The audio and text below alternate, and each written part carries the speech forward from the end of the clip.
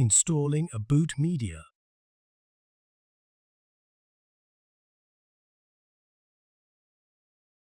Slide the boot media into the socket.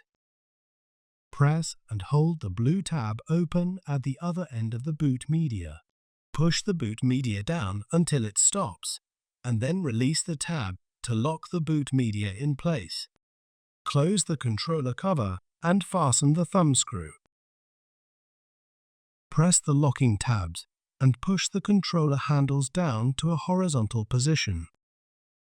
Align the rear of the controller with the opening in the chassis, and then use the handles to gently push the controller halfway into the chassis.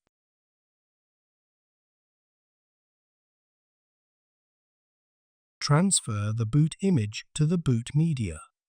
Refer to the maintenance guide for the procedure. Firmly push the handles until the controller meets the midplane and is fully seated in the chassis.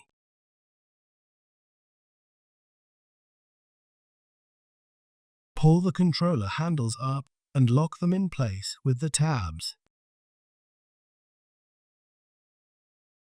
Set the time and date on the controller. Refer to the maintenance guide for the procedure. Give back the impaired controller.